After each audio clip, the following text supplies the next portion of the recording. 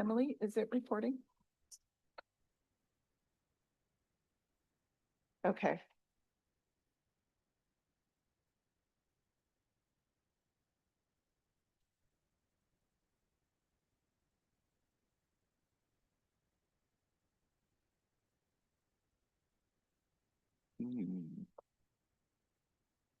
Has it started recording?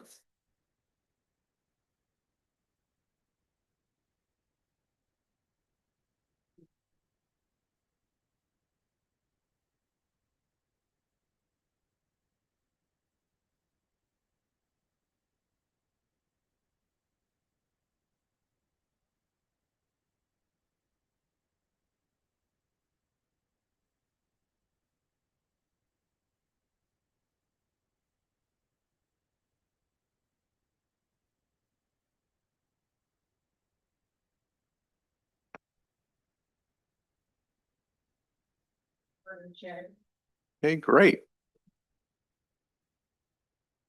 I'll call this meeting to order at 1:05. And this is the meeting of the Napa Valley Transportation Authority Tax Agency.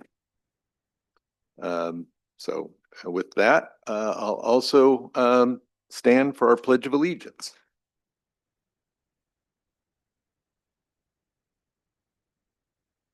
I pledge allegiance to the flag Of the United States of America and to the republic for which it stands, one nation, under God, indivisible, with liberty and justice for all. Thank you. And do we have any board members remotely participating? We do not. Okay, great. Then I'll ask for a roll call. Scott Sedgley, Bernie Narvaez, Liz Alessio, Ann Cottrell, here. Mark Joseph, Here. Pierre Washington, Here. Margie Moeller, Robin McKee, here. Paul Doring, Here. Michelle Deasy, here. Donald Williams, Kevin Eisenberg. Here. We do have quorum. Just barely. Okay, great. First, adoption of the agenda. We have, I believe, 2 consent items. Do I have a motion to accept the? I'll move to adopt the agenda. Doring moves, Alessio seconds. All those in favor say aye. Aye. Any opposed? Okay, next is public comment, and just to be clear, this is comment relating to the tax agency. We'll have a public comment opportunity as soon as we jump into the NVTA board itself. So any public comments relating to the tax agency's affairs? Okay, any online? I am not seeing any hands raised, Okay. Chair. I don't have any updates. Any board member updates? And any executive director updates? Yes, so I believe that Chair Joseph, you wanted the American Canyon video played for the Vine Transit and the Boys and Girls Club. Yes. Yes. I don't know if we wanted to do it for the tax agency or Oh, no, for the- sorry. yeah. Yeah. Yes, we have, it's a short video. We Yes. saw it last night at our council meeting. No, yes, no executive director update for the Okay. tax agency. Perfect. Then we have 2 consent items, the minutes and master agreement under Measure U. I'll entertain a motion to accept that. So Move moved. approval. Second. Alessio moves and Doring seconds. All in favor, say aye. Aye. Any opposed? Okay, we have no regular agenda items. Any future agenda items from the board? Then I will adjourn our meeting at 1:08. Good job. Hey, I was telling you I was in a hurry, and doggone it, I still am.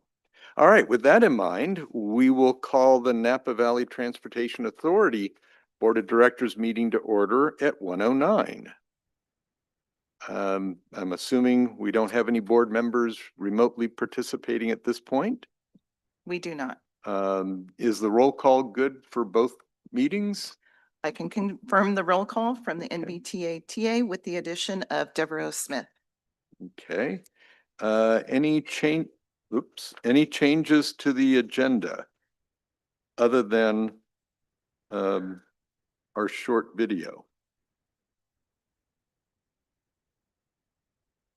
Then I'll entertain a motion to adopt the agenda. I'll move to adopt the agenda. I'll second. Oh, Doring and McCann. All those in favor? Aye. Any opposed? All right, now we have public comment. So we have Marlena Frehy.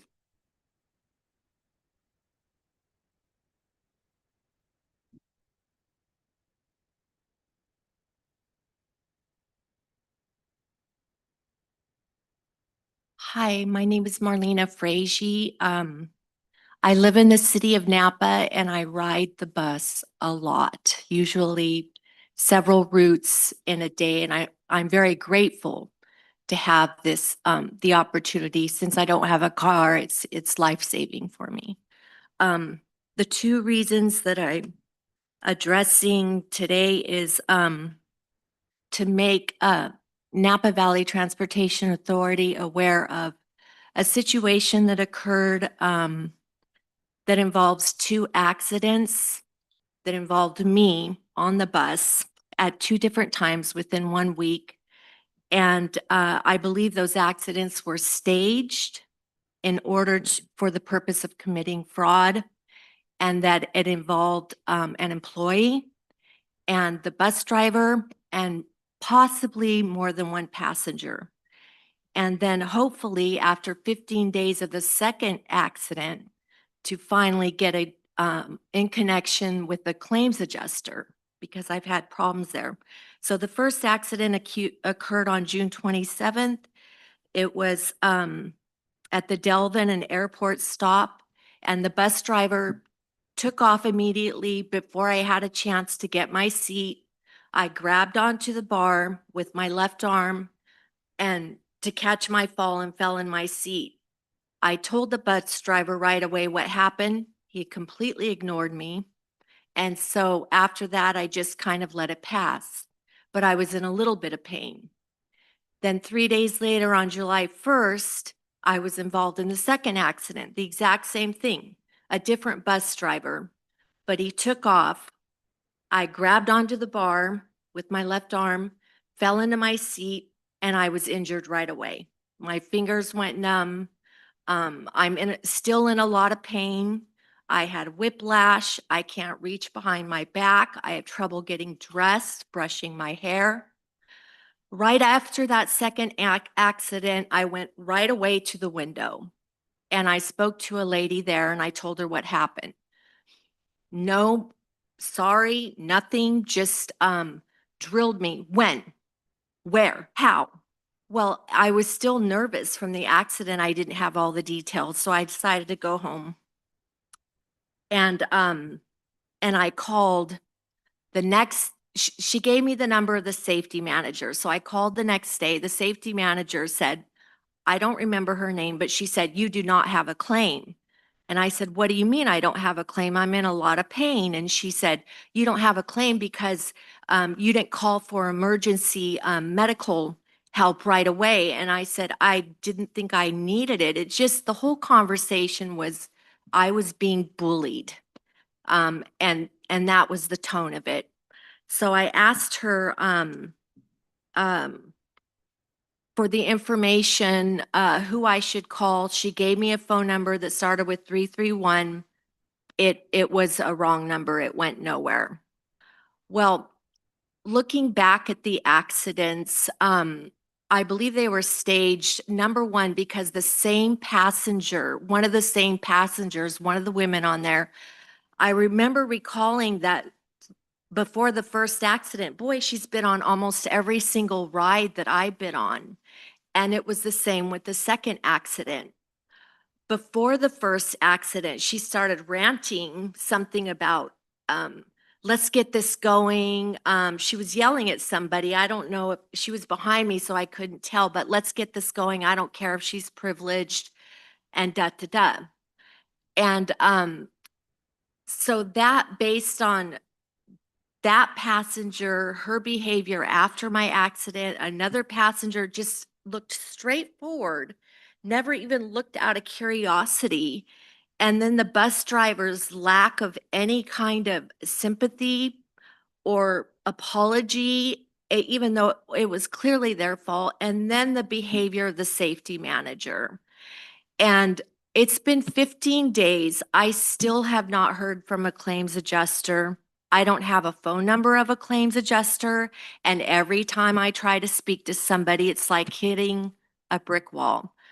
Incidentally, that customer or that passenger that was with me the entire day during those two accidents, I have not seen her one time in the city of Napa as much as I get around and as much as she was with me those 2 days. I've not seen her since. So I would just like the phone number of a claims adjuster or for them to reach out to me is basically, I did, after so much trouble, file a claim with the city of Napa, and he's the one who told me who I need to contact. And I did do something online yesterday, later in the day, so that, to be fair, I haven't really pursued the correct avenue until yesterday because I hadn't gotten any directions. So Okay. Well, I appreciate your coming here and talking to the full board, and I do certainly, you're entitled to file a claim, and I don't know the exact process myself, but I am sure there are others who can help you. It sounds like the city of Napa is getting you in the right direction. And so, again, you certainly should file a claim so that your concerns can be addressed and all the information. Chair Joseph, so I'm going to have Marlena talk to transit staff. I believe we were not notified of any of this until yesterday afternoon. So I have my staff nodding their head. So if you would like, when you leave the dais up here to go talk with Dexter, he can talk to you outside and we can start that process. okay, and I do have the times and the dates if you Perfect. wanted.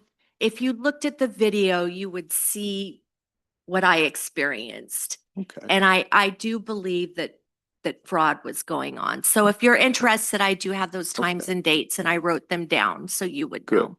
That will help. So if you do see Dexter, we will get you started in the right direction and we'll find out what Okay. happened. All I right. really appreciate your time. Certainly. Thank Thank you you. for coming in. Thank you. Wait, do we have any other public comments? Online or not necessarily. Come on up. We will ask for your name just so that we have you in the record. Everything written down, so hopefully I don't get That- nervous. That's okay. I'm Lorraine Richardson. I'm a mom with kids at Napa High.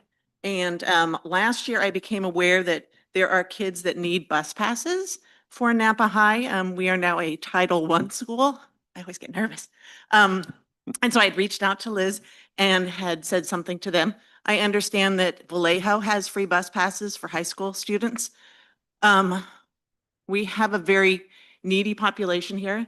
I understand that the board cannot pay for all youth bus passes, but getting kids to high school that do not have a district bus is extremely important. NVUSD does pay for some bus passes. I kind of think, why are we spending education money on bus passes and not all kids quote unquote qualify, but still have the need? And then also I was working with some of the foster youth, and there are foster youth that are aging out of the system, and Voices, who works with them, they have to pay for bus passes. And I just think that with who we are at Napa, that we could afford to pay and have free bus passes for kids with a student ID or even with a foster ID for the kids that are phasing out, because I believe they phase out at about 21 or 22. And Voices spends a lot of time raising money. And for them to be taking this money to be putting for bus passes when we have a bus that's moving, that it's no additional cost to NVUS or for the Vine, I just think that it's something that the board should truly consider. So that's it. Thank you. All right. Well, thank you. Okay. Any other comments? All right, anything from online? I am not seeing any hands raised. Okay, well, I will then close public comment and move to the chairperson. Well, I don't have a report. Any other board member comments?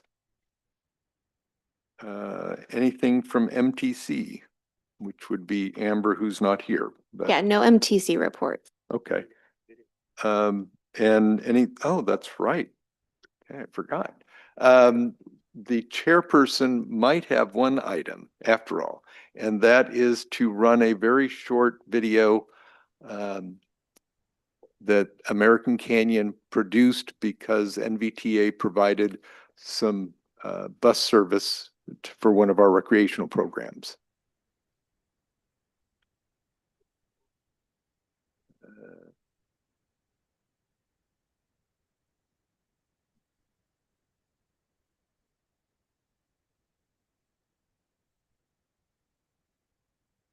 We're not sure which one is which.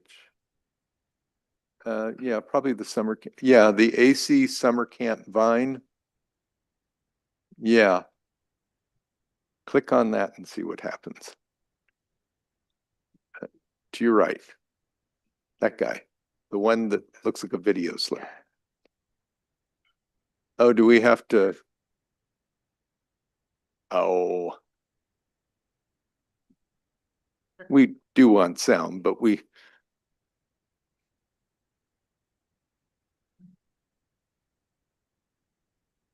they're basically having fun.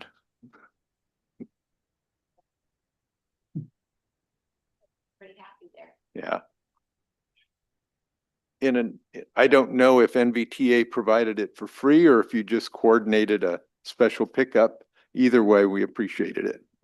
For the summer camps and for NVUSD, most of the time we do just coordinate an additional bus and Okay. the program pays for the bus purchase, bulk bus purchase. So we do work with many of our social service providers and health and human services and Abode and other providers and provide transit service. And a lot of times those social service agencies will provide bus Okay. bulk purchase.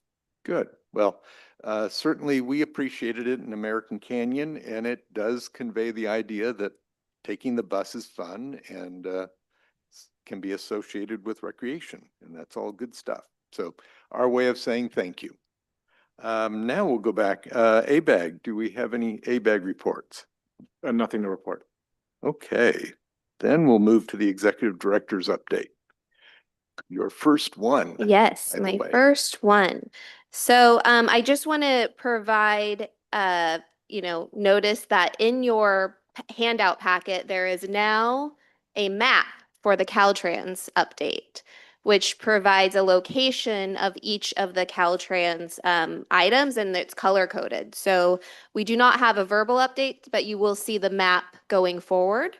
So thank you, Caltrans staff, for providing that once NVTA staff requested. It was a big win for State Route 37 this past month. They received $73 million for the Sears Point to Mare Island improvement project from the California Transportation Commission to add an additional lane, eastbound lane from Sears Point to Mare Island. And also the Novato Creek Bridge completed its funding package with $67 million from Caltrans. And in other state news, Dina El-Twanzi, who has been the District 4 Caltrans director, and District 4 is our district, the Bay Area, she has now ascended to the director of all of Caltrans as of July 1st.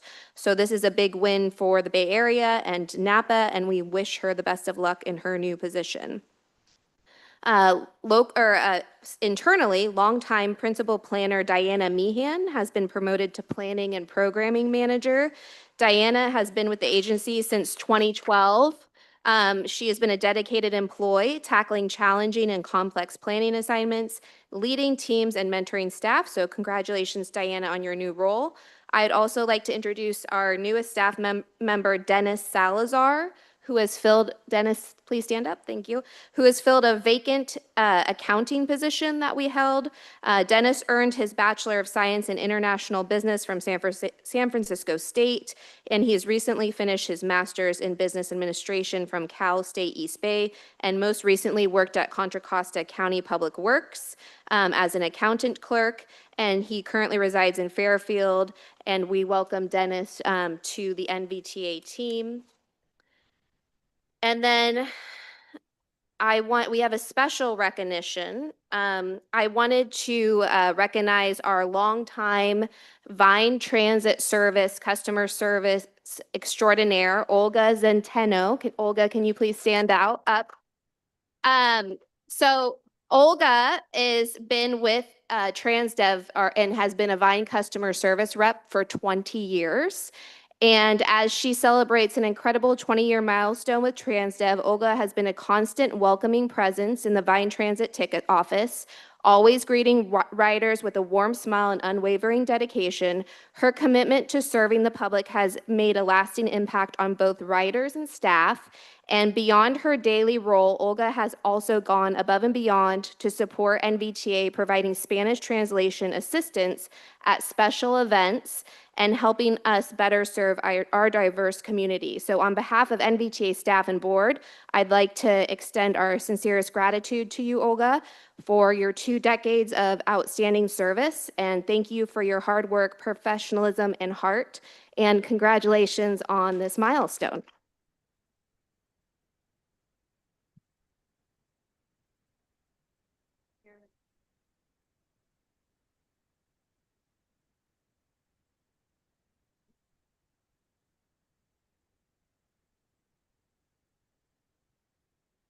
Get on in there, Mark.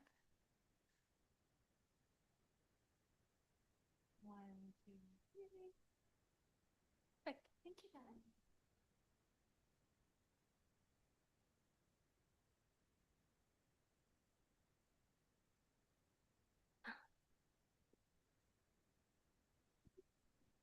And then lastly, the Saukville Gateway Transit Center downstairs renovation. So this is the renovation that's added. Downstairs, we just had a basement and we added a bathroom, a wellness room down here for drivers. We added additional meeting space, offices, and storage is now complete. We do not have furniture in there yet, but the construction is all complete. We invite the board members to walk through the downstairs renovation after this meeting today. And that concludes my executive director report. Perfect. Thank you very much. And let the record show that Director Scott Sedgley is here. That's okay. So did I understand we don't have a Caltrans update? Or Correct. So we just have the map, as I mentioned before, and it provides a more detailed color-coded area location of the work. And we will have a report out from Caltrans at the September meeting. But if you have any specific questions, you can ask me and I can follow up. okay. And so the map, the coding of the map is the next page. So you can't correlate it to the traditional Caltrans report that we've been getting. You can through the numbers. Okay. So in the traditional Caltrans report, you have like EA0Q830. On the color-coded map, you can find the EA number. Okay, perfect. MNE is online. It is online? Okay. Yes, good afternoon, everyone. Good afternoon, members of the board. I'm just here for if in case there is any question. And first of all, I just would like to congratulate Daniel Schmidt for the appointment of being the NVTA Executive Director, and with the change also in Caltrans by the appointment of Dina Tawansi from our District 4 District Director to being the Caltrans Director.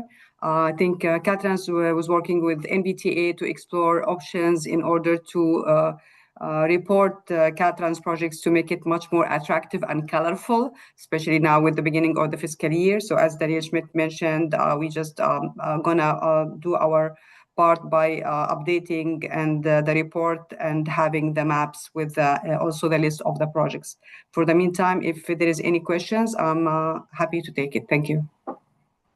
Well, thank you, and I do appreciate the map. I'm sure the board does as well. Does the board members have any questions before Amana? Oh, we have I one. just want to concur, Chair, that this is very helpful. I really appreciate this extra effort and for us to be able to also share this with the public. Thank you very much. Yeah, I agree. Thank you. All right, thank you. Okay, then next up, we are at our public hearing. This is a public hearing relating to Section 5310 grant application. Oh, Yes. go ahead. Thank you, Chair Joseph, members of the board. My name is Rebecca Schenk. I'm the transit manager here at NVTA, filling in for Libby Payan, who had done the memo and will be submitting the app. She's meeting with our IT consultant who happens to be in town today as it relates to improving our real-time data, which we know is a priority for us. So in the item today, there are two actions. One is to hold the public meeting, which we are doing now. And the second is to approve resolution number 25.09, which is attachment 1, authorizing the executive director or designee to submit an FTA, the Federal Transit Administration 5310 grant application to Caltrans, seeking grant funding for the American with Disabilities Act in terms of replacement vehicles and a driver volunteer program. So this is standard operating procedure whenever you apply for a 5310 grant. You have to hold a public hearing, and kind of the purpose of this is that those 5310 funds, while available to NVTA, are also available to nonprofits anywhere within Napa County. So this serves as a way of notifying them, and then some other nonprofits in the area that we know, for example, Providence, that have applied for these funds, we've kind of reached out to individually. But yeah, the purpose of this in the newspaper advertisements you'll see is to let everyone know this program has opened. These applications are due on September 3rd coming up. And so we wanted to hit this meeting because we don't have an August meeting. What we're going to be applying for is somewhat typical of what we would normally apply for. And then there are some differences this time around. So we're applying to replace 4 Vingo or paratransit vehicles that are beyond their useful life. Kind of the unique thing is that one of them this time will be the first time we're going to apply for a paratransit vehicle that's completely all electric and is 23 feet long. If you remember, when we've applied for electric vehicles before, the only ones on the market that were approved for federal funding had been 30 feet long. So now there are some 23 feet long vehicles. So we're going to purchase one of them. Calistoga is very much interested in having an electric vehicle similar to what we have in St. Helena and Yountville, albeit smaller. And we think this will be a good opportunity to try this vehicle if it's successful. And then we would apply for some further 5310 funds, maybe in further out years. It comes out every year for all electric vehicles. The other thing that's a little different this time is we are applying for some operating funds to do a volunteer driver program. We wouldn't be operating the program, more so we would be able to reimburse volunteer drivers for trips that they took people to medical facilities, for example. If it was through a formal organization, for example, like Molly's Angels or Catholic Charities, or it could even be, you know, your father or son or something like that would maybe take an individual, we can reimburse them the IRS rate of 70 cents per mile for those trips. We did use this program to fund a similar, what's called the mileage reimbursement program, roughly from 2007, maybe up through around 2015-16. And this was one of the recommendations from the Accessible Transportation Needs Assessment to seek out funding to bring this volunteer driver program back. And with that, I'll be happy to answer any questions. Well, one question. So we're applying because none of the nonprofits have come forward, or do they have the ability to apply as well as us? They would still have the ability to apply as well as us. Thus far, we're not aware of anyone else who's applying at this time. We kind of find you have to be a nonprofit on the larger side of things to be able to deal with the federal funding and all of the requirements. But this does not preclude, like, you know what I mean? If in 2 weeks we find out that Providence or whoever would like to apply as well, we'd support them, write them a letter of support as well. Okay, great. Thank you. Does the board have any questions? Oh, I yes. just wanted to say that Molly's Angels is very much in favor of this. And I think the distinction, I might be wrong, Rebecca, is there another nonprofit providing that service applies to the paratransit piece, not the volunteer reimbursement piece. Right. So just making that clarification. Okay. And Thank I you. think it will be a really valuable program and we're happy to participate. No, I agree. I just wanted to make sure we weren't pushing out any other viable nonprofits, but it doesn't look like that. No. Okay. Director Eisenberg. Oh, I just Or- wanted to share my appreciation for the concern for the Calistoga residents' desire to have an electric vehicle as well as the Calistoga City Council. So thank you. Okay, all right. If there are no other board questions, I'll open the public hearing. Do we have anybody in the audience who wants to comment or anyone online?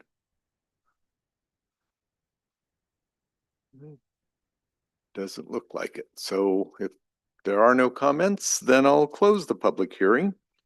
And then the next step is if we'll entertain a motion to approve resolution number 2509, authorizing the executive director or designee to submit an FTA section 5310 grant application to Caltrans, seeking grant funding for ADA replacement vehicles and a volunteer driver program.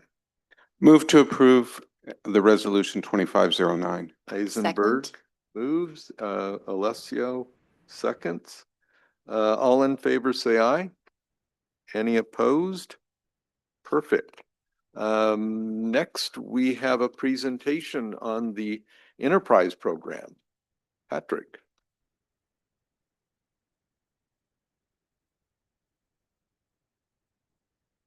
Good afternoon, Chair, members of the board. Patrick Band, Associate Planner with NVTA, introducing the Enterprise Van Pool Program. Sitting behind me are Connie and Demetrius from Enterprise, and I believe Matt Line is online as well. I'm going to give kind of a quick overview of what we're doing and why, and then turn it over to them to kind of introduce what this program is and how it works on a kind of day-to-day basis. Recently, NVTA has entered into an agreement with Enterprise to provide a van pool program under our existing vCommute program. vCommute is a program that we provide to employers and employees throughout the Napa Valley to reduce congestion and reduce emissions as employees are commuting to and from work. And this program fits very nicely within that existing vCommute program. What we're doing is providing a layered subsidy on top of an existing $500 that MTC provides per van pool that's operating within the Bay Area every month. So Enterprise runs employer van pools, and MTC provides a $500 subsidy to reduce the cost of those van pools to the employees who are participating in those van pools. And NVTA is now providing an additional $250 kind of a carrot on top of that existing MTC funding to further encourage employees to look at van pools as an option as opposed to driving alone or taking other modes to get to and from work.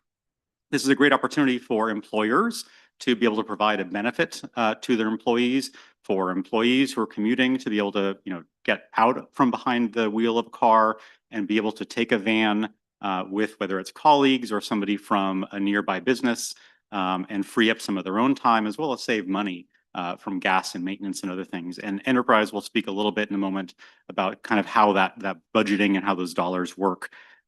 So we're excited to have this program up and running. I've heard that some board members are particularly interested in how you can help support this. And what I will say, and I'm happy to answer questions at the end, is one of the things we are looking for is opportunities for you to use your local knowledge to help Enterprise in their work reaching out to employers to identify who would be a good candidate for this, whether it's a winery that's operating up valley that has a lot of employees who live in Solano County, or other kinds of commute patterns that may exist where employers are trying to figure out how the barriers of commuting in and around Napa County can be a challenge for recruitment and retention of their employees.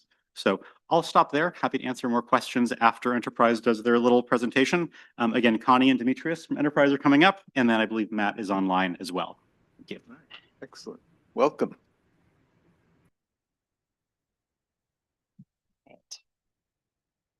Thank you. First, I just want to say thank you for having us. We're really excited about this. We've been working on this for a number of years and really grateful to Diana and to Patrick for pulling this together. My name is Connie McGee. I am the group commute manager overseeing the Vanpool program for enterprise mobility for the Bay Area, for the 9 Bay Area counties and beyond. You're good. Good. All right. My name is Demetrius. I've been with Enterprise Mobility for 10 years now. Currently residing in Vallejo, and I oversee the East Bay. So I am the commute sales executive for the East Bay region. And occasionally I like to tag along with Connie and act as her personal security guard. So appreciate that. Guys. Got Matt. Matt, do you want to introduce yourself? Yeah, can you hear me okay? Just barely. Perfect. Hey, everybody. I wish I could be there in person, but I'm really excited to talk with you about our new partnership. My name is Matt Lynn. I am our public sector account manager for Commute with Enterprise, and it's my responsibility to create or expand our public-private partnerships across the northern U.S. territory, or how Enterprise cut up the U.S., that is, and provide best practices and expertise to Connie and Demetrius here on our local team.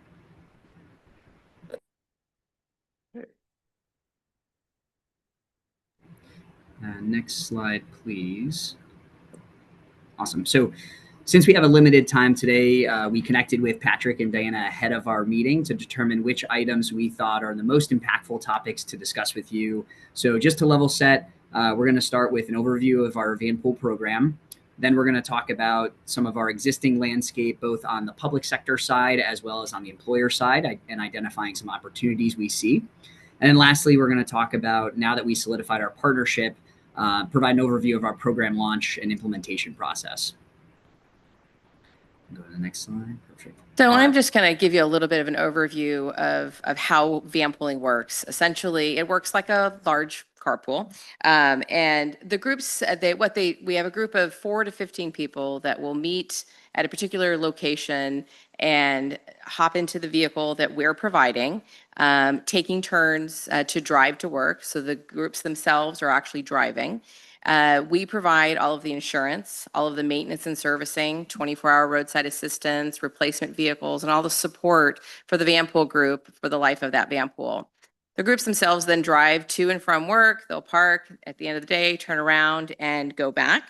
The groups themselves are typically made up of coworkers. So in a lot of cases, you've got people who are commuting to one specific location. We may be working with one employer that has multiple coworkers that all live in the same area. But you also have situations where you've got a business park or a downtown scenario where you've got a lot of employers and employees that need to get to work. And in those cases, we would work individually to pull these these groups together to put them into vehicles so that they can commute daily together. Next slide. Yep, one. Perfect. So as Connie covered now the concept of vanpooling and how it works, this map is a helpful illustration on where vanpool fits in the overall transportation puzzle and why we partner with many agencies such as NVTA. So this picture, when you look at the offerings provided to the community, you have various services like bus, demand response routes, micro mobility, active transportation alternative options. However, there are those natural gaps in transit deserts where pockets of the community are not served today, whether it's where an employee lives, where they work, or potentially the proximity between the two, or the employee's working schedule. They just don't have access to take public transportation. So what vanpooling can do, as you see with those green arrows, is we fill in those gaps and provide a customizable 24/7 option that's tailored to those commuters based on their schedule and where they're commuting to. Next slide, please. So as you can see on the slide, we just wanted to give you a perspective here in the Bay Area. So as you can see, we currently have 7 partnerships across the Bay Area with 2 standalone programs with MST and MTC, which Patrick alluded to. So MTC is the main sponsoring agency providing funding for the entire Bay Area for any vanpools that are commuting in or out of the Bay Area at that $500 monthly subsidy per vanpool. We have 5 other agencies listed that are providing that layered subsidy, including NVTA, which provides further funding to incentivize their communities by buying down the cost and further incentivizing that mode shift. And then just for your awareness, outside of the Bay Area, we're also partnered with 9 other agencies all across California that range from transit agencies, metropolitan planning organizations, and councils of government that are both in urban and rural markets. Next slide, please.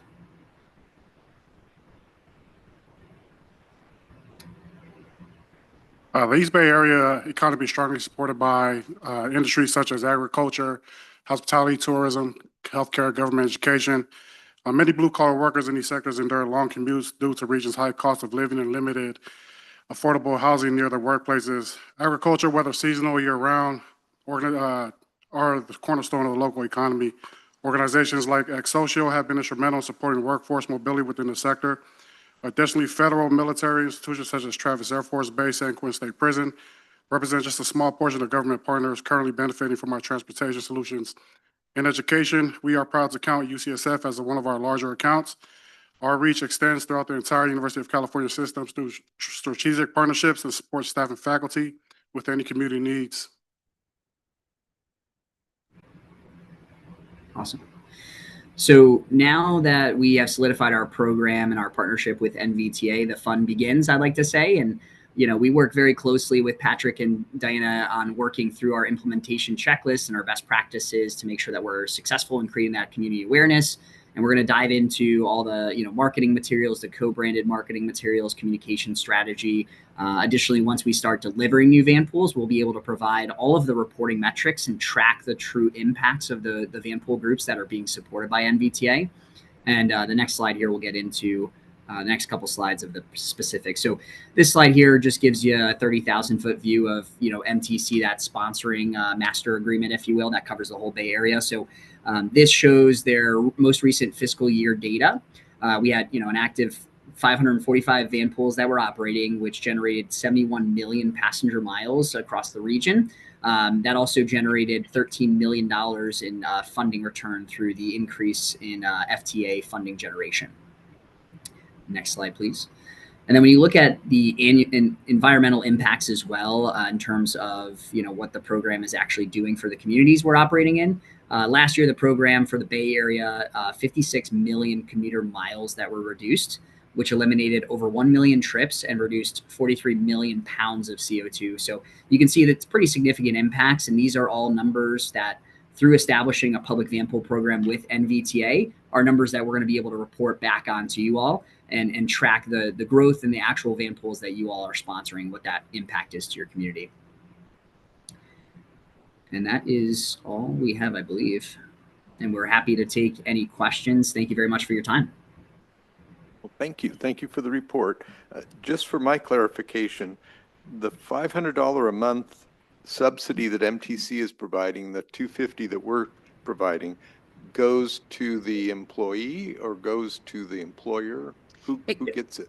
It goes to the van pool. So the van pool itself, so you've got the group of people that are commuting. The van pool would then apply for the subsidy. They would need to qualify, basically, meet the qualifications. And once they do, the van pool then receives the $500. If they're commuting to or from Napa, they would receive the 500 plus the 250, so 750. That would come through to enterprise, which then is directly reduces the van pool cost. So just for the sake of math, if the cost of the van pool was $1,750, it would take $750 off, and the van pool themselves would split the $1,000 between the group. Oh, okay. All right. Okay. Thank you. Does the board have any other questions?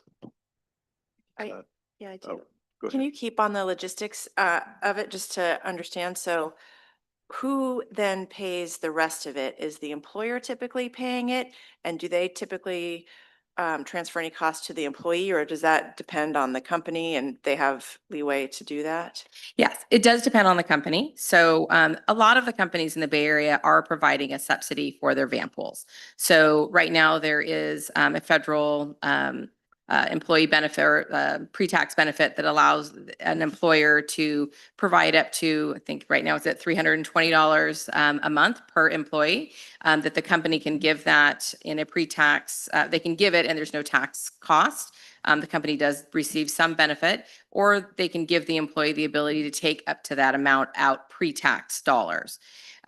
Most of the companies we work with do provide some sort up to that 320 to help offset the cost of van pool or mass transit.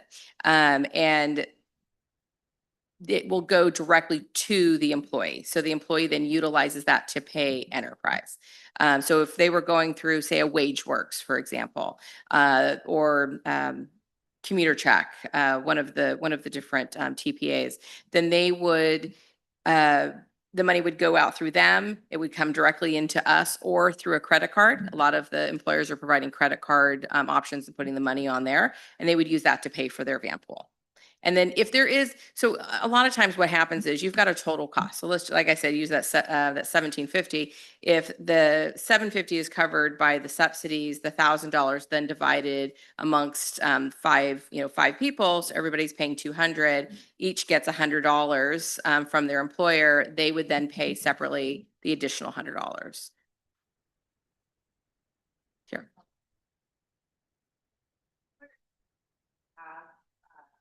Sunset of WageWorks or something in place? Do you run into employers who don't have that in place and make it like possible to manage? Not anymore. I've been doing this for 27 years. And back then, yes, it was the case, but today, no. There is a ordinance in the Bay Area that requires that employers have some sort of a pre-tax or some sort of a subsidy program for their employees. We're really not running into it all that often, especially for the larger employers that we're working with. I will say that, one of the requests that Patrick had mentioned was the assistance that we're looking for in working with some of Napa's industries, specifically with the wine industry, which is not an area that we have worked directly with, because it is more retail, and you're talking about smaller employers in that case. It is possible we could run into the situation where there isn't a subsidy available from an employer, a smaller employer like a winery. Again, that's a decision that each employer makes. In that case, we obviously would work with that individual group. They would have their own payment system. And that's where subsidies like what you guys are doing here are really going to help to offset the cost for those people to be able to get into a van pool. We do try and layer these subsidies on as much as possible. So for example, if a van pool was coming from Fairfield to Napa to work at one of the wineries, they would receive the $500 from MTC, $200 from STA, and the $250 from NVTA. So it would definitely help to offset the total cost of the van pool, making it much more affordable.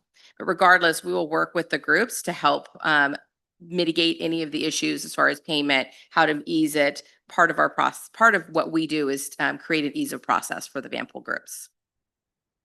You're welcome. Yes, here.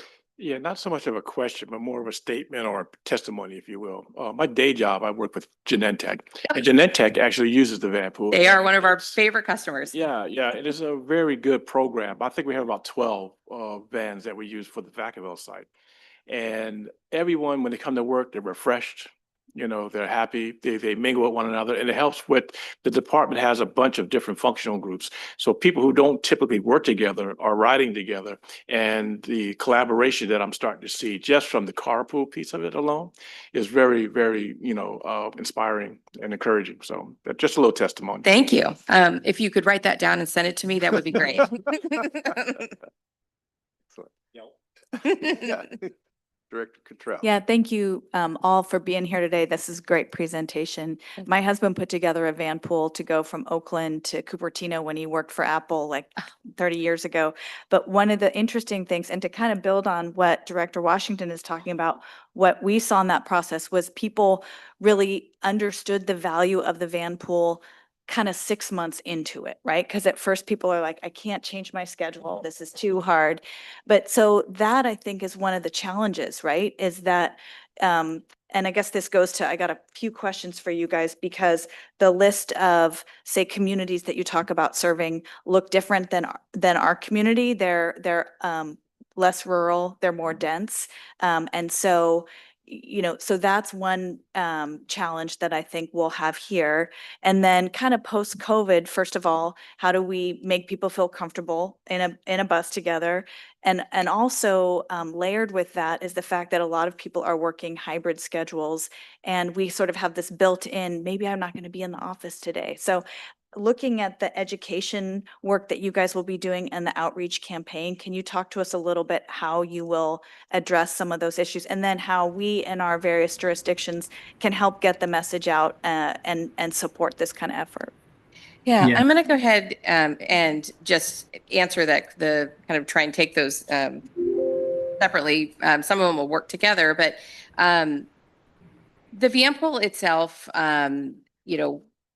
the ruralness, the rural aspect is one, we actually do encounter that in different communities. So we do work, and it was brought up in our slide about MST specifically. So Monterey, Salinas, Transit, we do work down there as well, and very rural, and definitely we deal with a lot of farm workers down in that area specifically. We feel like that translates pretty well with, in that, translates up here as well. We also work in the Central Valley quite a bit. I have a really large percentage of my van pools that are either going to or coming from the Central Valley. And again, same situation. It's very rural, very different. It's not the tech industry that we're dealing with in the, in the main, the big body of the Bay Area. The hybrid aspect is something that we have been addressing as a company. We just recently in February rolled out a new program called Flexible Van Pool. Now it is we are just rolling it out. We just piloted it. So it is probably the least flexible of the flexible van pool that it's going to be, but it will continue to evolve. But it does address that situation, which is I only want to ride 1 or 2 days or 3 days or 4 days a week, depending upon what their schedule allows, and they can buy a package for those days, as opposed to having to just pay the total amount. So when your husband was putting a van pool together, he paid for the total month, regardless of how many days that he rode. Well, today you can actually purchase, you have to pick the days you're going to ride, which is why I say it's probably not as flexible as it will be. But if you're riding in 2 days a week and you only want to pay for the 2 days, then that's what you would pay for. You be able to buy that package. And as far as the comfortability of people riding together, having gone through the pandemic as running this van pool program, I could tell you a lot of stories, but ultimately there is a comfort when you're riding with people that you know. And yes, there are times when you're getting into a van pool that you don't know initially. People do get to know each other. We've not found since, in the last couple of years that's really been a huge issue for us. It was at one point, but even then, people are very comfortable with each other. And if you've been in a van pool before, they're their family, is what we like to call them. And they work together and they're comfortable with each other. So it does, during the pandemic, we actually saw, although we had a period of time where we went backwards as far as the number of van pools, but then things started to surge shortly, right towards the beginning of 2021, as people were needing to get to work, and you're essential workers. And people were comfortable doing that because they knew each other. So hopefully that answers that. You're welcome. Director Alessio. Well, this really does address one of our greatest and biggest challenges, and that is all the single drivers out there, people who are commuting back and forth in a car. I don't know what the percentage is, but I know it's very high. For those who are coming into Napa County, a couple of years ago, North Bay Alliance, Workforce of North Bay Alliance said that we had roughly, I think it was like 33,000 individuals, drivers coming into this county every day, and roughly the same exiting the county every day, going to and from places where they can afford to live and where they can earn enough income to afford where they live. So I think this really is a great opportunity to really make a difference in that area that's been really, really tough. I love the testimony. That's really reassuring. My question, my immediate thought was, how do you screen for safety? I mean, for somebody's drivers, do we look at how do they know that somebody who's doesn't have like a horrific DMV record, or for that matter, criminal record, right? I mean, I'm assuming if they're all working in the same place, maybe that part's been screened, but just that there's just that safety factor there, and they don't know the people that they're with and who's going to be driving, who's going to be behind the wheel. So maybe the odds are very low. I don't know. Do you have any comments on that? Yes, I do. Okay. So we do run motor vehicle records on all drivers. So they do Okay. need to pass a vehicle Great. vehicle records. So no more than 2 points on their record in the last 3 years, no major convictions in the last 5 years, Oh, great. and you 5 do years that. driving experience in the US. Okay. As far as criminal record, unfortunately, we do not do that. We do leave that to employers because people who are in a van pool and who are going to pay to be in a van pool Yeah. are going to be usually working at a specific employer, and employers are typically running those background checks. So we do leave it to them for that. Excellent. Thank you. You're welcome. And then I guess my last thought/question is, do you normally reach out to like the local chamber of commerce's, or do you look at just the top employers like the college, the hospital, local government? How do you approach that outreach? I can take that, Connie. Yeah. Yeah, that's a great question. So as a part of the launch process, you're absolutely right. EDCs and chambers are huge for us, and that creating that initial awareness. So that's part of the process, and we're actually meeting tomorrow to go through another program launch meeting with Diana and Patrick, and that's one of the topics we're going to talk about in engaging with those stakeholders, because they're great, they're connected, they know the problems in the community and the challenges, and they can get Demetrius and our team in front of those folks to have those conversations, because there's a lot of education needed. So yeah, not only the large employers, we have software that we can run on our side, but we're really going to tap into the expertise locally with EDCs, chambers, yourself, as Patrick mentioned, your expertise on where you think we should, who we should be talking to really build a robust outreach strategy to create that awareness. Fantastic. And there's the Napa Valley Vintners Association, which oversees most of the wineries. So those kind of associations would be helpful too. Thank you very much. Thank you. And introductions, I think that's one of the things we're looking for is introductions to get into those, to be able to attend those meetings, especially a soft introduction so that we know it's coming, from you guys and for somebody who's involved. That really means a lot. And I think paves the way for us to be able to maybe go a little bit further with some of these organizations. If you have business cards, leave a Okay. few. Will do. Yeah. So do you have recommendations? Great. Any other questions from the board? Any questions from the audience, or in person or online? Yes, we have one. You may need to come towards the mic. Right. But so we can get you on the record. I'm on the record. Thank you. I have seen vineyard management companies utilize van pools to move personnel from place to place here in Napa County, particularly during the harvest when you're picking Cabernet in South Valley and up in Calistoga or Howell Mountain or something like that. So great idea. Yeah. Through the chair, can I ask? Yes. So I know there's a CalVans program too. Is that, how do those work together with you? Are they kind of fulfilling different needs? CalVans is a separate organization. Yeah. And they're mostly focused on agriculture. We do have some of our own agricultural contracts that we work with. We currently have some up in this area, Mendoza Brothers specifically. And they also do work with some of the prisons and such, but other than that, but they're separate. Yeah, no, so I guess just one suggestion. I know that is a really active program throughout the state, and I know that we don't have a CalVans base here in the county, but I know that we have CalVans from other counties that are bringing folks in. So my suggestion would be to reach out to those folks and just make sure that, it's always good to understand other people's programs too. Oh, yeah, we're familiar with them. Thanks. All right.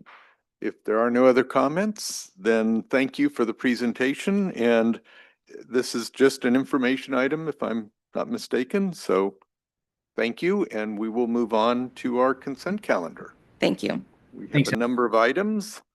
And unless anyone wants to pull an item for further discussion, I'll entertain a motion to approve the consent.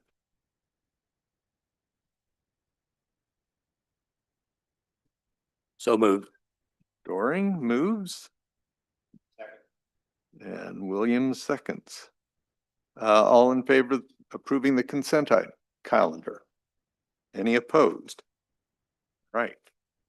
Even when I can't say the words right, you guys know the drill. Thank you. Okay, now we'll move to the regular agenda items. First up is the travel behavior study update. Yes, item 12.1, the travel behavior study update, and I'm going to invite Kevin Johnson with RSG to provide a presentation. Just to remind the board, the travel behavior study is a precursor study we do before our countywide transportation plan. It really informs us on, who's using the road, where they are headed. So it does an origin destination pairing, looks at commute trips versus visitor trips, and trip length. And so with that, Kevin, take it away. All right. Good afternoon, Chair and members of the board. Thank you very much for having me here today. As Danielle said, I'm Kevin Johnson with RSG and here to present on the Napa Valley Travel Behavior Study. Oh, get a little closer to the mic. Apologies. The Napa Valley Travel Behavior Study 24 update. Next slide, please. So the agenda for my presentation is I'm going to talk a little bit about the background of this study. This is actually the third iteration of the study. I'll get into the methodology that we employed this time around, and then I will do some key findings that hopefully the board will find very interesting about travel behavior in Napa County. And then I just have one slide on conclusions and how findings from the study can be utilized in upcoming studies. Next slide, please. So for a little bit of background, as I mentioned, this is the third iteration of this study. And our first go around back in 2014, we largely relied on more traditional data collection methods, traffic counts, and even some innovative approaches to those, such as using cameras where we could capture license plates and send that information to the DMV and then mail out intercept surveys. And one thing that we found through this process was that it was a very expensive and just time consuming and labor intensive process. And so at the time, mobile phones, mobile device data was becoming a much bigger source of travel behavior data. And this was actually my second project ever utilizing it, and we learned a lot. So when the second study came around in 2020, we actually proposed to rely solely on the mobile device data. There had been a lot of advancements. Location-based services might be a term that you're familiar with. It's essentially in the background of apps on your smartphone when it asks, can this device track you? It anonymizes the data, aggregates it to a sufficient zone system to protect privacy, and then we can actually purchase that data and gain insights into travel behavior. And so we moved away from the license plate collection and we went solely to this method. However, since that study, there's actually been quite a few changes. Some people have probably heard about legislation in the news and just some other things that have occurred. And so long story short, there became a lot of limitations with this data source. Next slide, please. And so what we had to do was we had to design a new data collection plan and approach. Essentially what happened was that there was no longer a single source such as location-based services data that could really answer all the questions that we had come accustomed to answering and as part of the last study. And so I went out and evaluated a lot of different sources that were available and really with a goal of trying to establish this new post-COVID baseline. So what has changed since the last study, which had data from 2018? And so we relied on data from a variety of vendors that you see up here, Replica, Streetlight Data. There's a vendor that focuses on visitor travel and really tries to get data for tourism areas. So I thought that was extremely valuable for Napa. We also collected some traffic counts. We did another iteration of our online employer survey. We felt it was really important to get actual response data from commuters within Napa County. We actually got responses from 702, which I thought was really great. And then we also incorporated data from other surveys that are going on in the Bay Area conducted by MTC, a return to office survey, work from home survey, and then traditional sources like census information. Next slide, please. And so on this slide, I apologize, a lot of words, but really just wanted to highlight some of the intersections where we collected traffic count data. This is really important aspect of really any study, but understanding the magnitude of travel and traffic that's out on our roadways. So you'll see here we counted all 7 of the county gateways. One big focus was on understanding basically workers, people, visitors coming in from outside the county, and then a lot of key intersections within the county. And we were actually able to utilize the really great mile vision system that exists in the city of Napa along a lot of major corridors and arterials. And so that provided a lot of really great information to really help us quantify travel behavior and the actual magnitude within Napa County. Next slide, please. So this slide hopefully comes through okay for everyone. This was a summary slide that we put together. We really broke the travel behavior study into kind of 2 key buckets. The first is trying to understand demographic changes that have occurred. I imagine the board is aware that population has been declining, and with that, resident workers, which has actually been declining at a slightly higher rate, or I guess more negative rate. And that means that there's likely an aging population, and so there's just not as many workers living in Napa County.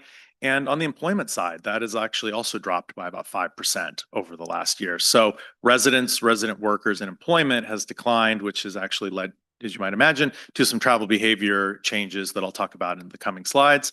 But one other really important thing that happened was work from home is still actually pretty high. As a lot of people might be aware, it likely peaked during the pandemic, probably about during the Omicron surge in late 2021. And then it's kind of settled into what we believe is a new normal. And so it actually went from about 5% to 12%, which is a pretty high percentage. And then what this then led to was basically imported workers dropping, not as many people coming in, there's not as much employment in the county. Exported workers also dropping, once again, just the total number of workers living in the county is reduced. And then an overall net of a drop of about 5% in total workers within Napa County. Next slide, please. And so these next slides are really just kind of some actual numbers to put to some of the metrics that I just provided. So I won't spend too much time on these, but I think the real takeaway here is that, basically all of these metrics are declining and work from home is going up, which does have an impact on travel behavior. Next slide, please. And so a couple of the key questions from the last travel behavior study was really understanding where Napa County residents work. So if you're living in the county, where are you commuting to? It's very similar overall patterns to last time, within the 70% range of workers actually staying within the county. Once again, that work from home went up from about 3,700 resident workers to about 8,200. And so with that, and it's just really important to understand that, this has implications on a lot of metrics for a lot of studies that are going on, traffic volumes at intersections, at gateways, social junction, and really trying to just understand, the impacts and where infrastructure improvements are needed. Next slide, please. And so similarly, this is where Napa County employees live. So this, it includes residents as well as people who live outside the county that are coming in for work. And as mentioned previously, overall employment decreased by about 5% in the county between 2018 and 2024. Next slide, please. And so this table is just summarizing kind of the net change in imported workers. And I think I heard a statistic in one of the other presentations about, something to the tune of 30,000 workers coming in every day. You'll see in the slide here, that's roughly the number that we have. It might have potentially been drawn from one of our previous studies, but that number actually declined by about 2,000. Exported workers declined by about 5,000. And once again, that is related to increased work from home. And really what this does is, if you're no longer leaving the county to, say, go work in San Francisco or Oakland or where you might be working, you're now within the county, and you're actually then getting services from within Napa County instead of San Francisco. So instead of maybe going to the gym, running an errand at lunch, grabbing lunch, that's now being performed in Napa County rather than in the county that you were commuting to. And so what this does is change the travel behavior in the county, which, next slide, please. Led to our next bucket of performance metrics that we look at, which is the trip making changes. So how did these demographic changes then impact the actual trips that are made in the county? And so one of the first things that we looked at was inter-county travel. And so this would include residents who were traveling to San Francisco for work, someone in Solano County who might be coming in for shopping, or who also might be coming in for work. And we actually found that inter-county travel dropped by about 12%, which is a pretty big number. And we were able to confirm this through our traffic counts at the gateways.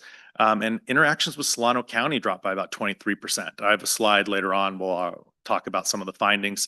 And interactions with Sonoma County actually went up 4%. So some changes, positives and some negatives. And then we looked at internal traffic. So I mentioned that with people no longer leaving the county for work, it created additional traffic within the county. And so that was about 5% increase in internal trips. And Napa Bel Air Plaza was the biggest benefiter of this. They actually had a Whole Foods open since the previous study, and we saw about a 23% increase in traffic at Napa Bel Air Plaza.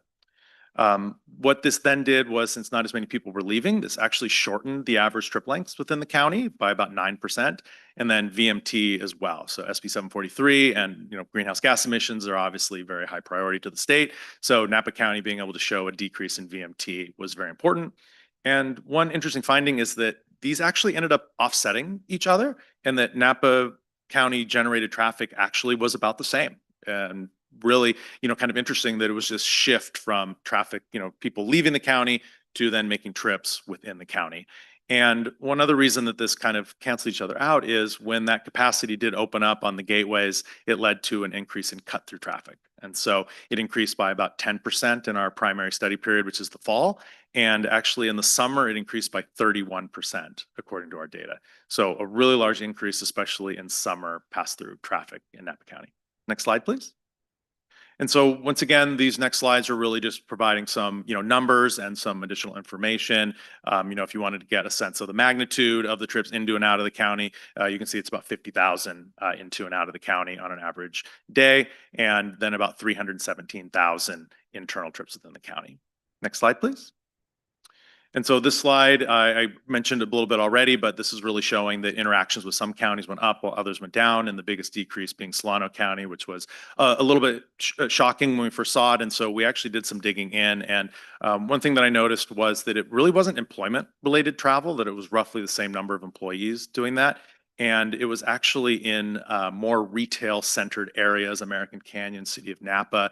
And basically what we found was that Solano residents are shopping in Napa County.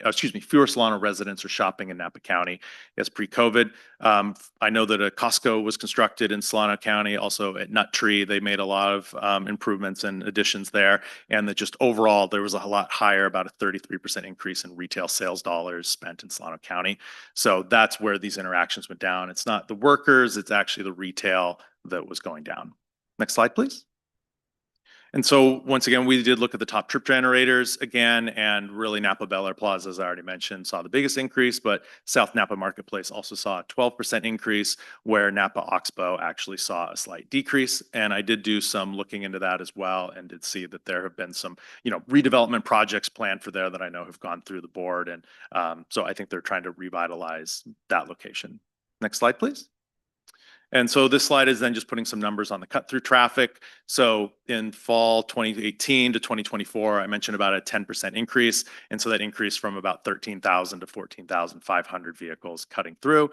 And just for some key takeaways or numbers to put on this, 3% of all Napa County roadways is pass-through traffic of travel on the roadways. So about 3%, which is very similar to our last study, and about 10% of traffic at Social Junction is pass-through traffic.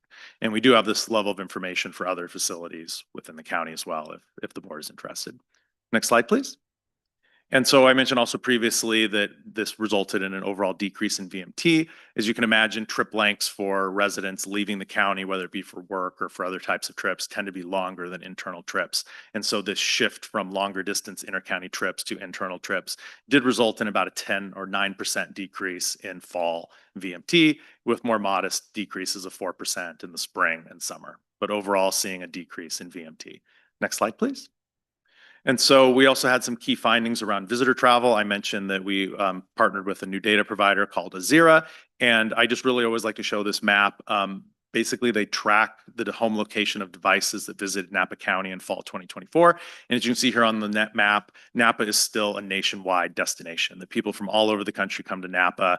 I apologize, you might not be able to read it, but I do have some charts on the left about how visitation varies by day of week, day trippers versus overnight.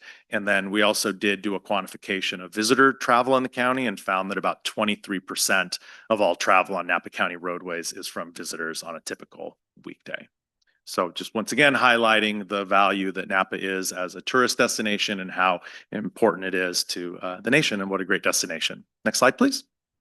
And this is my final slide. This is just the conclusion slide. And so once again, the purpose of this study was really to provide NVTA and its member jurisdictions with an updated basis for all their future planning efforts. What is the current state of demographics and travel behavior in the county? Really serve as a data set for upcoming projects. Some of these potential uses could be the refinement of the Napa travel model, which currently has an RFP out led by STA, development of the short range transportation plan, as well as the countywide transportation plan, which I know is being updated at the moment. And really just can provide a lot of key insights. There's obviously a lot more data than I was able to present here today. And so we have a lot of information on trip types, origins, destinations. This information, could potentially be useful for the Vanpool program that I just heard a really great presentation on, and really help identify where alternative modes of transportation can be made and have investments made in. And I think that's my last slide. And with that, I would be happy to answer any questions the board might have. Well, thank you. That's a very informative report. Yeah, it seems like, to some extent we lost some retailers, we lost some shoppers, but didn't lose any workers, which arguably it might have been better the other way around, but we can't make everything happen. So thank you for the report and the insights. Board members, do we have any questions? Director Williams, we'll start with you. Yes, thank you for that report. Just to clarify on one item on the penultimate slide here, 23% of all travel on Napa County roadways is from visitors, and visitors is tourists, or does visitors include people passing through, going from one county to another and using Napa County as their pass through? Great question. So that particular metric did include pass through traffic. I do also have a number when you remove pass-through traffic. I apologize, I don't remember off the top of my head, but yeah, we did also quantify it with and without pass-through traffic. So this slide, the one before the last one, 23% of all travel on Napa County roadways is from visitors, and visitors means tourists and people passing through. Correct. And to be very clear on the definition, the way our mobile device data works is that it looks and establishes a home and work location for devices based off where the device, what they call rests. So you can imagine where your device is between, say, 1 a.m. and 6 a.m. is probably your home location, where it is between 10 a.m. and 3 p.m. is probably your work location. And so a visitor was defined as a device that did not have a home or work location designated within Napa County. Great, thank you. If you have additional information that would refine that data and break it down even further, I'd appreciate seeing that. Yeah, I took the slide out. We broke Napa into about 140 zones, I believe. And so we actually have this data for, very small areas within the county. Thank you. Director Eisenberg. Oh, speaking of what you were just talking about, is the full report with the breakdowns available anywhere online that we can look at? So we haven't published the report yet. And actually what we did this time around was the last report was about 130 pages, a lot of tables, and just quite frankly, a lot of scrolling to find what you need. And so we actually developed an online data visualizer this time around, where all the information is in essentially a website where you can go out and actually pan through. There's a table of contents. You can click on it. It works very similar to like a web page. And so we're actually going to have all of the detailed data out there, and it'll even provide functionality to be able to download that data so you can dig into it yourself. So we're just currently finalizing that. I really want to just, wait for these board presentations, make sure that everything looked good. And then we will be publishing and providing a link to that information. And get the access to it available to, or at least where we find it available to NVTA so that we can see it. Yes, absolutely. I'll be working with Danielle. Okay, this is just a precursor. So as Kevin mentioned, we will share the visualizer, which is actually an interactive database. Almost think of it as a very sophisticated Excel sheet where your staff or you can go through and query it, and it can drill down to, information specific to Calistoga. And then RSG is also going to provide an executive summary report. And so that should all be wrapped up by the fall. Yes, correct. Yeah, and Danielle touched on something that I also wanted to emphasize, that one of the comments last time around was it was a little difficult to get information for specific jurisdictions. And I totally agreed. Once again, it was a 130-page report, can be quite difficult. And so we do actually have a sheet this time around where you can select your jurisdiction, and it'll provide data from the study specific to that jurisdiction. Director Deasy. Thank you. It's a really cool, interesting report. One thing that stuck out to me was, oh, I guess the Whole Foods at Bel Air increased all this traffic. So, but we're always going to have sort of backward looking data. How do we think about that? A new Costco opened up. So is there almost like a little footnote saying, here's what happens when you open up a new grocery store somewhere, and here's how you could think about it from something that's not captured? Yeah, that's a really good question. And so I will say that the intent of this study was largely to establish, a baseline for a singular point in time, and obviously over the last, 6 years to see how travel's changed. When a Costco does come online, they will typically look at, trip generation rates from ITE as part of the traffic study for that. But we can also pull from this study the trip distribution patterns. I mentioned, I apologize, I forget the number, but around 140 zones. But you can actually look at the patterns. How many trips are going to, Solano County, or another, or City of Napa areas within, and so that can really help determine the directionality of that travel, and quite frankly, just help, produce a more a better representation in the traffic study of what the potential impacts of, say, a Costco would be based off its location in one of the zones that we would have in our study. Director Alessio? I just have to say, I love these kind of studies and these kind of presentations. I just kind of geek out on them, and I just like connecting the dots, and it just really validates kind of what we're experiencing too in terms of the traffic. It's certain areas coming in and leaving. Did you mention that you have any data in terms of what the connection is of outgoing residents to Kaiser Hospital, since they're the majority healthcare provider for residents here? Have we looked at that? We don't believe we were able to get down to that Okay. level of detail, because you're likely referring to if they went to a Kaiser Yeah, so location there's only one. outside the county. Yeah, there's only one hospital so majority of those residents who live in Napa County have Kaiser as their health provider. They have a clinic here, but their hospital is in Vallejo. Okay. So, so it'd be interesting to see how many folks are being drawn to that. I would say, I would think it'd be a bigger impact than Whole Foods or even Costco for that matter. So just something to think about, Yeah. if there was some way to capture that data. The other is in terms of just the change of infrastructure that's happening, and people avoiding the traffic that they know is just frustrating, right? Whether, the changes on 37, not having enough lanes, or one lane being closed because they're working on it. So it brings people through Napa, the 121, and then we fix that one area, what we call South Saskell Junction, but then we have this horrible bottleneck there at 12 and 29 that we need to address. So just wondering how many people, don't want to commute to Napa because the commute is so frustrating on them. So like, I think I'll just stay in Solano County. I don't think I want to commute and work in Napa. It's not worth it, kind of thing. So I'm wondering if, as we continue to improve those projects and we have those projects online and we see those infrastructure changes, if that's also going to change, whether it be the pass through Napa because 37 will be improved, or will there be more people coming back to Napa because the Solano, the intersection there from Solano has been improved. So I was just kind of curious to see the change in behavior on this in terms of just overall, just the congestion that happens at a couple hot spots here.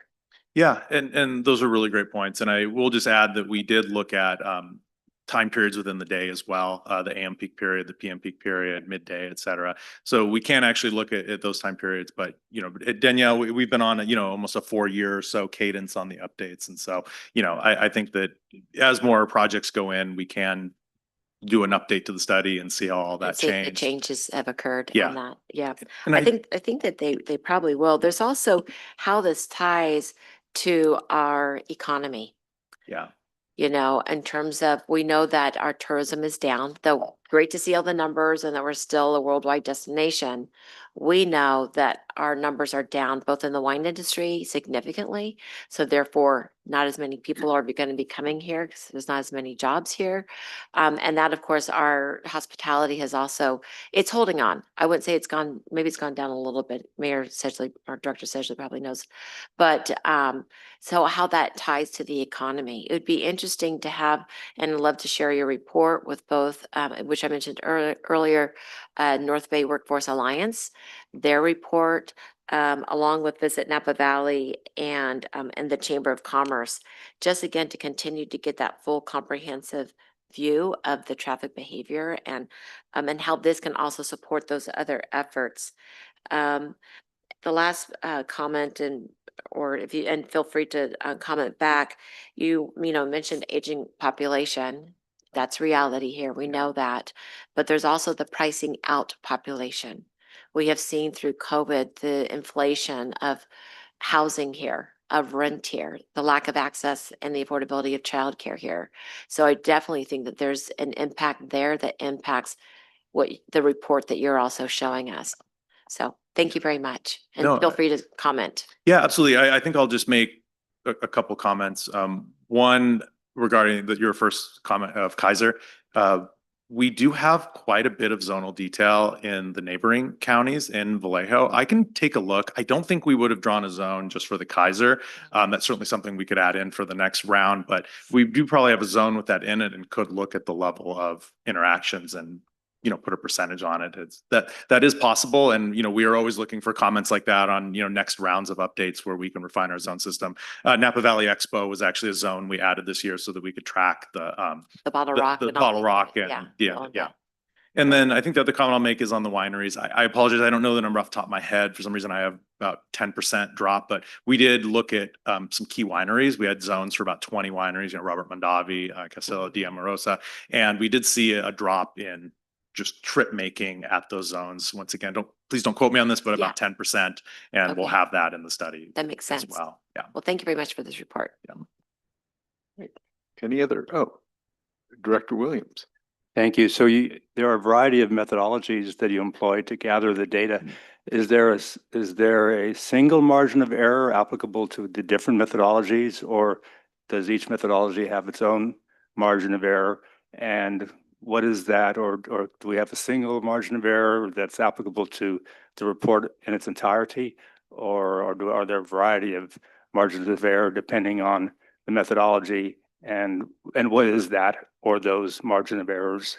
Yeah, that's a really, really good question. And unfortunately, it's very difficult to quantify the margins of error.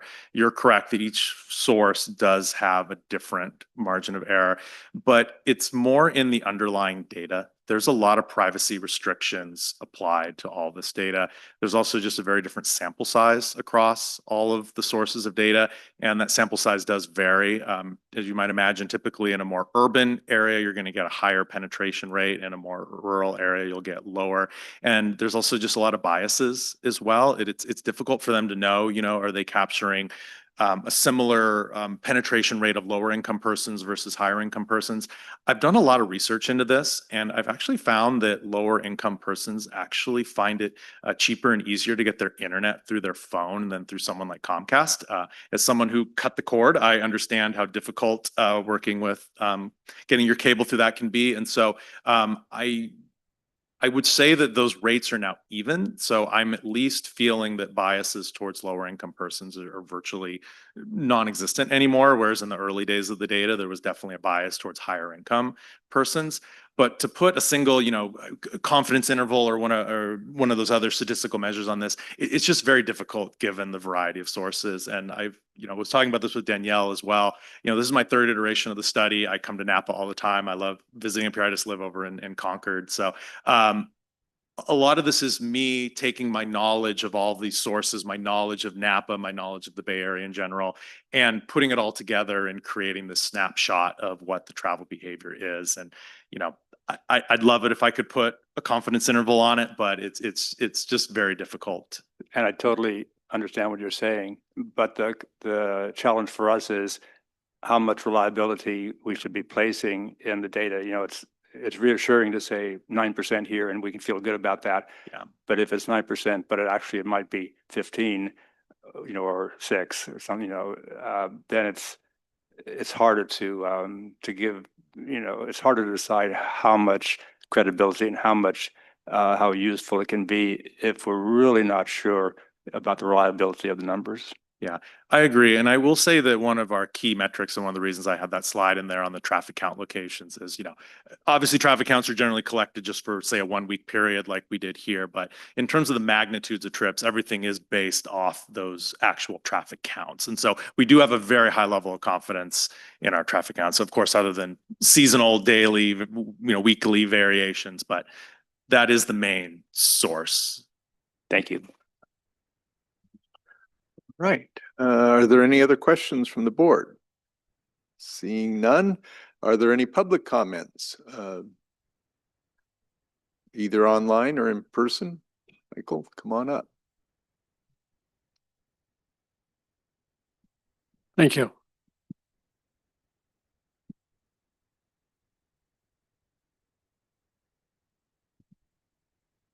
Thank you very much, and my apologies for a previous outburst. The traffic counts and the reliability, it seems very important. What drives the counts? For instance, Robert Mondavi, they've been closed for almost a year for reconstruction. And between 2018 and 2024, a Tesla supercharger was added at Bel Air Plaza, which would affect maybe that 23% that we saw. So I appreciate the comments and the report. Thank you. It's just leads to more questions. Thank you very much. Thank you. Thank you.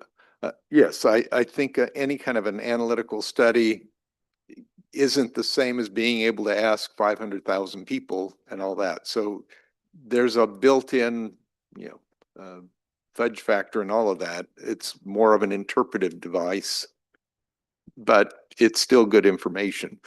And I think if a lot of these conclusions kind of fit with what we're all seeing and experiencing, so it kind of provides a bit of a validation at that level. So at any rate, if there are no other comments online or off and the board satisfied, then thank you very much for the report. And we look forward to getting it published and going online and geeking out in the privacy of our own home. Thank you. Thank you very much for having me. Thank you. Next, we are now on to the Vine Transit update. And Director Washington has got to leave, but that's fine.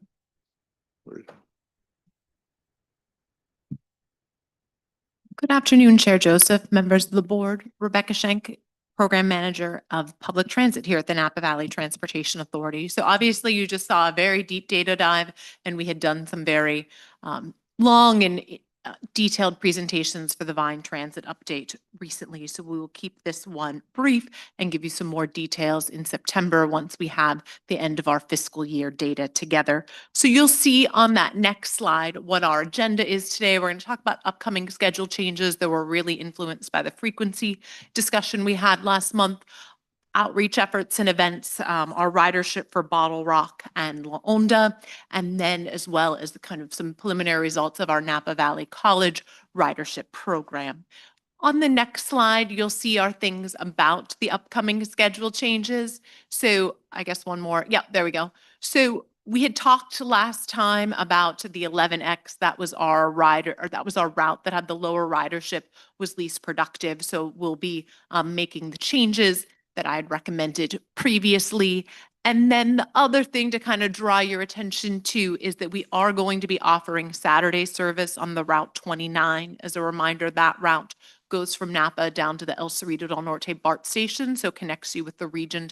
Since we began operating that service about 10 years ago, we've only done weekdays focused on commuters, but we've seen in many of our different surveys a need to maybe go to the airport, to go to a Giants game, just explore the larger area on Saturday. So we will be riding, doing an additional 9 round trips, or I should say, we will be doing 9 round trips on Saturdays for the first time. We're doing it essentially as a 10-month pilot, and we are splitting the costs basically with Napa County contributing 15% of that operating cost and NVTA through some regional dollars covering the additional one. So we were reporting on back to you on whether kind of that first experiment that we're going to run is successful or not. And thanks again to the county for helping us fund that.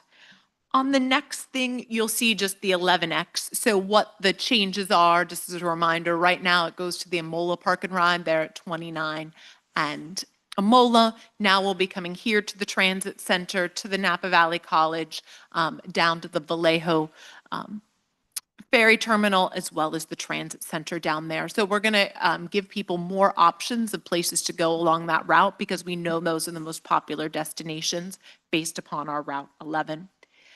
And then you'll see in terms of our outreach efforts moving along on what we have here, we've had a lot of outreach efforts related to our community-based transportation plan, our active transportation plan. As you know, we're going through Planapalooza, so there's a quick list of everything that we've been to. One event on the next slide I want to call attention to is we did hold a barbecue at La Casitas, and you'll see some familiar faces there in our former board member, Mayor Lear Garcia, and our current American Canyon mayor and board member there, Pierre Washington. I don't know if they're regulars or they just came for this particular event, but Dexter and Adrell, with the help of Livy, did a great job I mean, you're bringing down hamburgers, you're cooking for people. This is something that they do on a weekly basis, and I definitely would recommend if you're doing outreach events that this might be a place to go. So they had a good time there, as you can see. The next thing we'll touch on is Bottle Rock and La Onda ridership.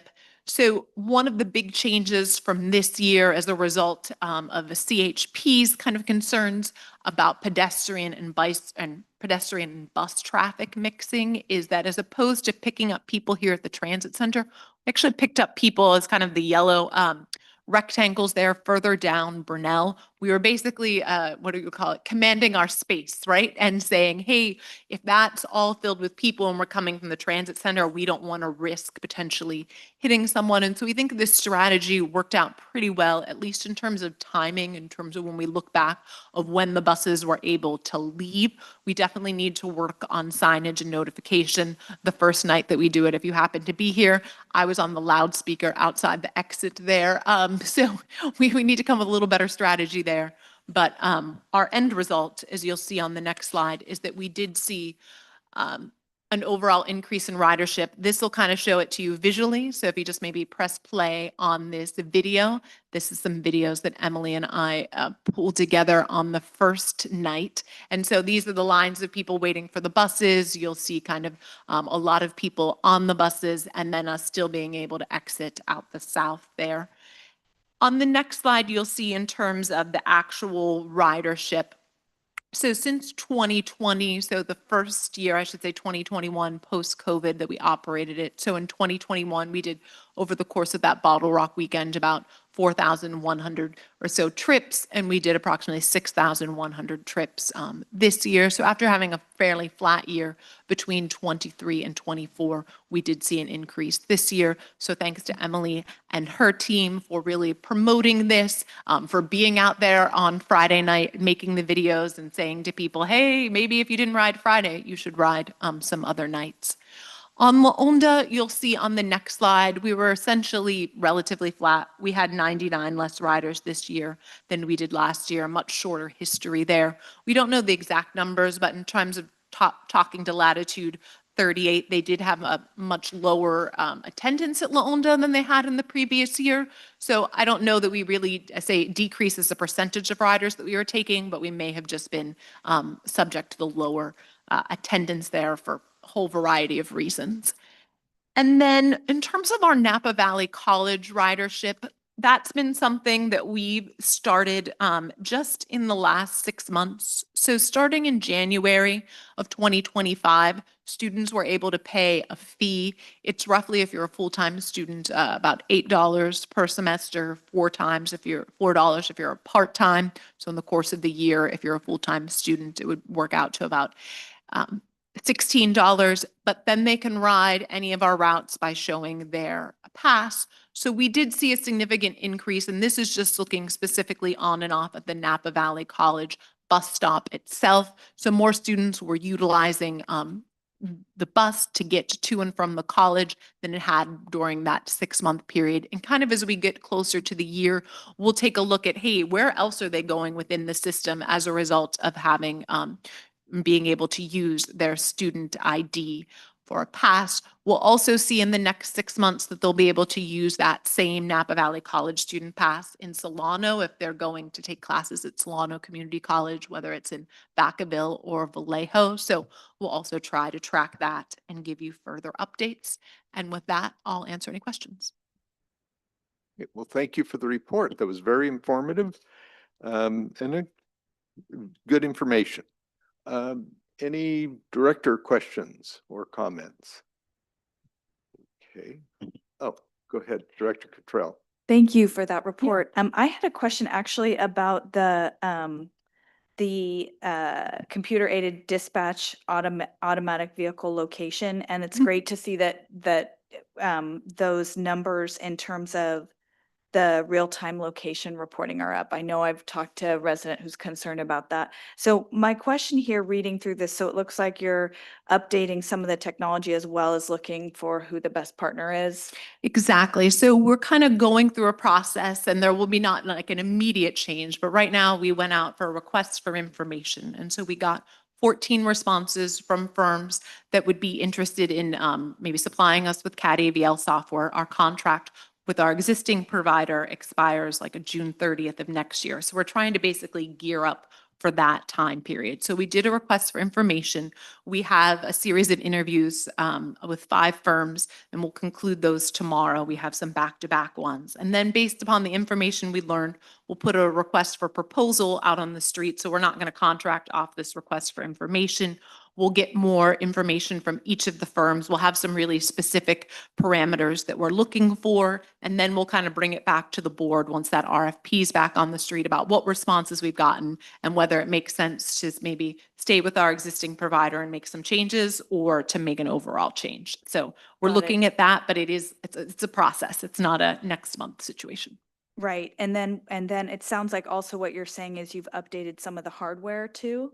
And so is the new hardware that's going in, that will be a solution to the hardware part of it. And so you're not doing RFPs or looking to change the hardware fix. You're just bringing that new hardware up to speed. Essentially bringing the new hardware up to speed. When you bring in a new provider, depending on who we'd select, they could say, yes, we can, utilize your existing Cradlepoint routers, or they might, for example, suggest some other changes in hardware. So we'll see how that plays out, but the main focus would be changing the software. And then we don't want to ignore it for this year, right? If the router's not working on 251, we're not going to not replace it till next year. We're going to replace it now and try to inch up and then see if we can make a big jump once we have a new system. That sounds great. And I just want to say I appreciate the effort here because I know that feels probably like on the long list of priorities low, but it does make the whole service more usable for folks. So thank you for that. Understood.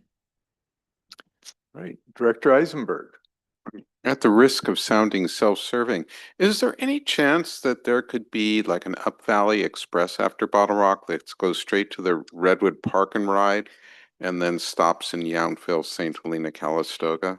Yes. So we've kind of looked at this and we were like, okay, how do you place the buses? And then how do you control for human error being, okay, do they get on, get on the wrong bus? So I think we will make an attempt to get people on the right bus in terms of, hey, if you're going to St. Helena, Calistoga, or Yountville, get on this version of the 10 and we could advertise it as such. And if you're going to Napa, get on this 10. And then if someone gets on that express bus that's going to Napa, we probably still have to drop them off. Okay, Director Dorian. Yeah, the earlier public comment has prompted me to ask a question with respect to student passes. Do you happen to know whether local school districts have an obligation to provide transportation to those who in some form or fashion, and whether that would potentially cover a pass if there was not a school bus that met that need? Is that, I don't know, I'm just off the top of my head. Sure. I don't believe that it's required by any particular like law or statute. I do know, and we were gathering some information earlier today, that different things like, let's say that NVUSD, the Napa Valley Unified School District, if you look at the last quarter, they bought 230 passes, right, that they distributed through their special education department. And you'll see there's NVUSD and they'll buy passes for their farm worker program. So it's a little more segmented than overall we have to, you know what I mean, provide this, but they are providing it for segments of the population. Thank you. All right. Any other board comments? Because I saw Justin is online and has a comment. So Justin, go ahead. I think I just missed it. I think I missed the behavior one. The bus schedule, I want to say, shout with Becca, keep this, she always keep this update bus schedule. It's very nice, and I ride the bus, but I ride the bus for like this is a 10-year, so this be my 11th year next year. So I love ride the bus, and I was shout out Becca, great work. Thanks, Justin. And we should talk a little bit about the 11X because we may have a little quicker way for you to get to Napa during certain points of the day now. Excellent. Yes, and I do think it'll be fun to see the ridership impacts of the reimagined Route 11. So I think it's great because I think that's the whole point of the exercise, kind of review and refine the numbers and then tweak the service accordingly without being too chaotic, but targeted. So good job. Thank you very much. For sure. And thank you. We're now ready to move into our federal and state legislative update. Danielle? Yes. By the way, I just want to say, I'm sorry, I do appreciate the streamlined reporting on that, on all the statistics. I think picking and choosing certain areas every month is kind of helpful. And I find sometimes it's mind numbing to go through so many statistics. And so this was a great presentation and I want to say I appreciate it. Yeah. Thank you. No, Rebecca always does a great job and we appreciate the feedback. So thank you for that, Director Doring. So on the federal and state legislative update, I'll keep this also brief. On the federal side, Congress did pass a big, beautiful bill, which was signed by President Trump on July 4th. The bill includes $12.5 billion for modernization of air traffic control systems, including radar replacement. Other transportation provisions include elimination of credits for the purchase of EV and hybrid vehicles, rescission of $60 million from the Diesel Emissions Reduction Act program. It requires agencies to produce expedited environmental assessment within 6 months of an environmental impact statement if a project sponsor pays a fee for the anticipated costs, which sort of is a pay to get to the top of the pile, I guess, and then rescinds unobligated funds from this Inflation Reduction Act, transportation programs, including Federal Highway Administration, Neighbor Access and Equity Grants, Environmental Review Implementation Funds, and Low Carbon Transportation Materials Grants. On the state side, Governor Newsom did sign the state budget on the 27th of June. This $321 billion spending plan addresses the $12 billion deficit that was looming through a combination of spending cuts, borrowing, and deferred payments, while preserving funding for key programs such as education, healthcare, and public transit. So the public transit funds were restored that were one time on the chopping block, which is good news for NVTA. A notable aspect of the budget is the inclusion of housing reforms and accelerating housing developments under AB 130 and SB 131.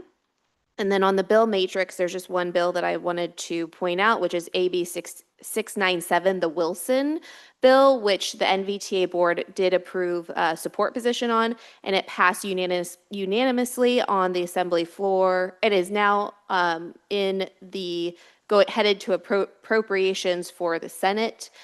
So it went to the Senate Committee on Natural Resources and Water and passed on July 8th. And so it should pass appropriations. And then would permit the issuance of an incidental take permit on Highway 37 to complete the work that we were talking about earlier that was received $73 million from the California Transportation Commission. And that concludes my report, and I'd be happy to answer any questions. Excellent. Any questions from the board? Any questions from the audience, online or in person? Oh, okay. Go ahead, Justin. Yeah, I want to shout out. I'm gonna be shouting out with Daniel. I think she's doing a great job. Keep the report update. Great work, Daniel. Right. Thanks, Justin. I agree. Thank you.